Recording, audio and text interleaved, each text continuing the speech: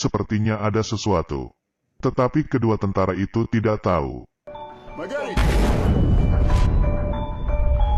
Pria itu berjalan maju secara naluriah, dan dia sepertinya menginjaknya. Setelah ini, kepalanya pun berdengung. Lalu berapa saat mulai normal lagi pendengarannya. Yang terdengar adalah teriakan Tommy karena kakinya yang putus karena ledakan. Tetapi dia sekarang tidak bisa menolong temannya. Pria ini tidak patah semangat terus memberi temannya motivasi. Tommy yang terbaring dan tidak tahan lagi menusukkan penawar rasa sakit ke kakinya sendiri. Tetapi sekarang kalau pendarahannya tidak berhenti secepatnya, dia akan mati.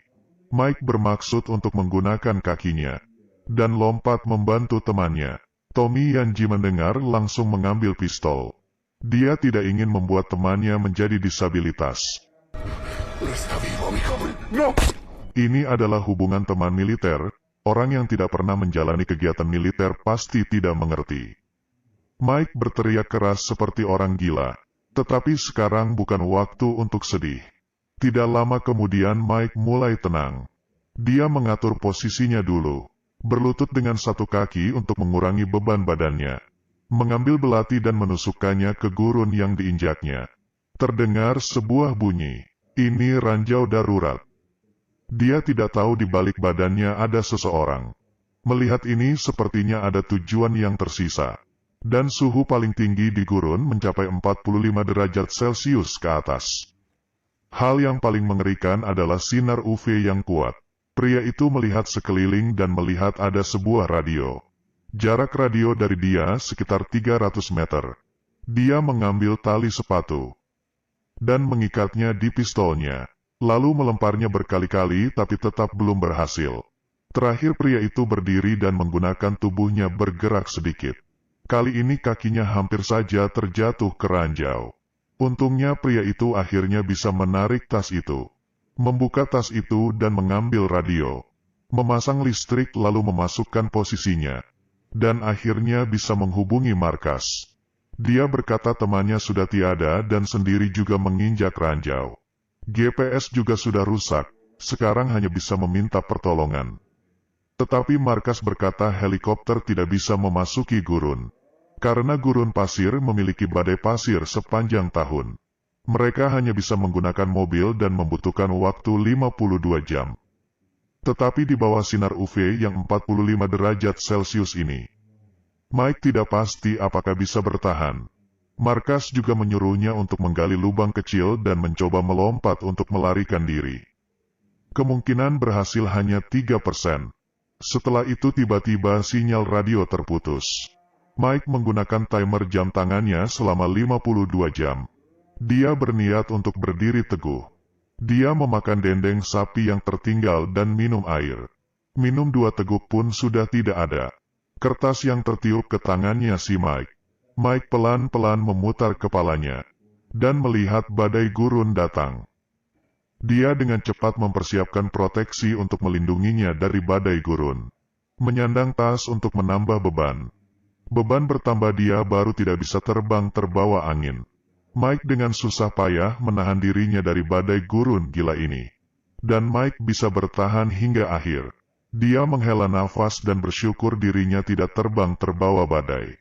Mayat temannya pun kemari karena terbawa badai. Dan dia melihat radio di kakinya sudah tidak ada. Dan memutar kepalanya. Radio sudah terbang ke bawah badai jadinya tidak bisa menghubungi markas. Jarak 3,4 meter ini baginya sekarang sangatlah jauh.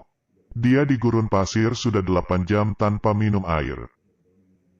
Mike mengeluarkan pistolnya dan mengarahkan ke langit.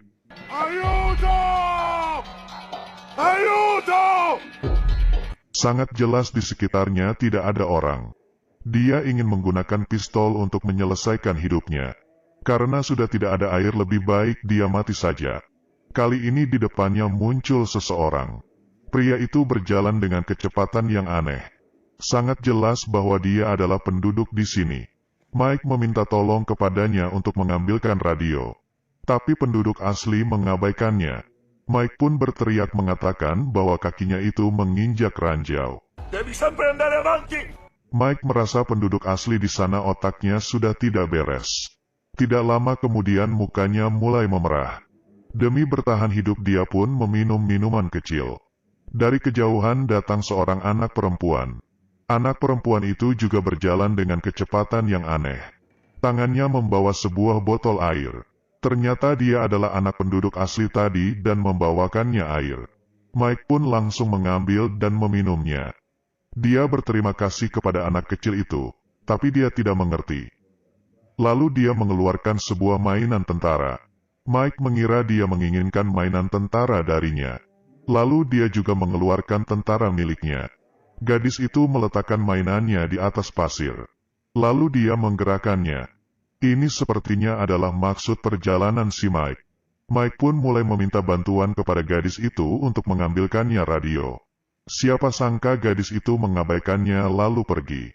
Melihat gadis itu yang menghilang pun Mike kecewa. Sekarang sisa 38 jam. Dari kantongnya dia mengeluarkan ponsel dan mulai mendengarkan lagu untuk menenangkan hatinya. Tidak lama kemudian langit mulai gelap. Dia menggunakan beberapa rantai kecil untuk menyalakan api. Mike melihat foto dan kangen dengan pacarnya. Dia tidak ingin mati seperti ini dan juga tidak ingin menjadi cacat. Dia masih ingin menikahi pacarnya dan membangun keluarga. Tengah malam api kecil itu pun padam. Dan dari sekitar mengeluarkan suara melonglong. Yaitu dari dingo di gurun pasir. Dia dengan cepat menembakkan pistol mencoba untuk menakuti makhluk liar itu. Setelah berbalik kepala dingo sudah menarik mayat temannya pergi. Lalu di depannya seekor pun menghampirinya. Peluru sudah habis dan dengan cepat menggantinya. Akhirnya bisa menakuti makhluk itu dan melewati malam itu. Saat hari sudah terang, penduduk asli itu muncul lagi di depannya. Dia meminta tolong ke penduduk itu untuk mengambilkan radio. Tetapi penduduk itu malah menanyainya kenapa dia tidak berjalan selangkah ke depan. Dia pun tertawa dengan bahagia hingga kelihatan giginya yang putih. Akhirnya dia pun membantu si Mike mengambilkan radio. Berjalan ke sebelah Mike dan menepuknya sekali. Untung saja Mike tidak kaget. Dia dengan cepat menggunakan radio itu untuk menghubungi markas. Tetapi tidak ada sinyal. Penduduk yang sudah mau pergi itu tiba-tiba membalikkan kepala. Diventa uomo libero. Anche strada sbagliata può portare a casa. Tapi saat ini dia berhalusinasi. Dia melihat temannya yang sudah mati. Menyuruhnya harus bertahan hidup, hingga sampai di siang hari yang sangat terik. Dia menggunakan pisau membuka sepatu dan melepaskan kaos kaki. Kakinya sudah memerah, kakinya sudah jelas ada bau. Sekarang kesadarannya mulai hilang. Mike sudah 24 jam tidak makan. Dia menemukan seekor kalajengking dan sudah pasti itu ada racunnya. Dia meminum sedikit lagi minuman kecilnya. Lalu dia bantu kering dan sulit menelan. Kali ini mukanya sudah terbakar karena matahari. Dan halusinasinya pun mulai parah. Dia mendengar suara dari sebelahnya. Kesadarannya mulai menurun. Dia melihat temannya itu berdiri. Tidak lama kemudian sudah malam lagi. Sekarang dia hanya bisa mengharapkan pertolongan dari markas. Dia melihat lagi HP-nya dan merindukan pacarnya. Dan sekarang di depannya adalah segerombolan dingo. Dingo kecil menggigit pahanya dari belakang. Dan dingo duanya menggigit lengannya. Tiba-tiba dia melihat ada orang yang melawan demi dia.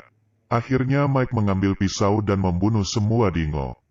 Dan dia sekarang tidak bisa menahannya lagi. Tiba-tiba dia mendengar bunyi radio. Dia dengan lekas mengambil dan menjawab. Tetapi mobil pertolongan itu tidak bisa keluar karena perang. Kira-kira perlu 17 jam lagi baru bisa sampai di gurun. Mike pun ambruk. Dia sekarang melihat pacarnya berada di depannya. Dan di saat dia sudah mau terjatuh ke tanah, dia terjatuh ke pelukan. Dan membersihkan lukanya. Penduduk itu berkata bahwa kakinya tidak ada karena terkena ranjau. Sekarang menggunakan kayu untuk menjadi kaki palsunya. Dia memberikan Mike ramuannya, dan memberikan dia minum. Dia pun semakin banyak halusinasinya. Penduduk itu berkata pekerjaan mereka adalah mengumpulkan ranjau. Kedua anaknya mati karena ranjau. Sebelum dia pergi dia mengatakan ke Mike untuk menjadi orang yang bebas. Beranilah berjalan selangkah ke depan. Menghadapi hal yang mengerikan baru ada harapan. Setelah penduduk itu pergi, Mike pun mulai berhalusinasi. Dia melihat saat kecil ayahnya menganiaya mamanya. Ingin menolong tetapi kakinya terinjak ranjau. Dia juga melihat pacarnya disakiti oleh orang jahat. Ingin pergi membantu juga akhirnya terinjak ranjau. Dia melihat mamanya terbaring di kasur rumah sakit. Ingin pergi menjenguknya juga malah terinjak ranjau. Dia kepikiran selama hidupnya. Selalu di waktu yang penting malah terinjak ranjau. Radio akhirnya berbunyi. Pertolongan sudah datang. Tetapi karena gurun itu sangat besar mereka tidak bisa menemukan dia. Mike pun putus asa. Karena Suar berada 3 meter di depannya. Hanya 3 meter tapi kelihatannya sangat jauh. Dia teringat selama ini dia selalu mementingkan diri sendiri. Banyak hal karena tidak keberanian dia menjadi menyesal. Terakhir kalinya dia membalikkan kepalanya. Dia menutup matanya lalu melangkah ke depan. Tidak meledak. Kali ini Mike kaget hingga kakinya lemas. Apa yang terjadi? Dia membuka pasir itu dan melihat sebuah kaleng. Kaleng yang ditinggalkan. Saat dibuka di dalamnya ada mainan tentara. Dia terjatuh ke tanah dan memikirkan dirinya diberikan pelajaran oleh sebuah kaleng. Dan dia pun tertawa. Lalu dia menyalakan Suar. Akhirnya Mike pulang ke negara dan dibebas tugaskan secara resmi. Dan yang menunggunya adalah pacarnya.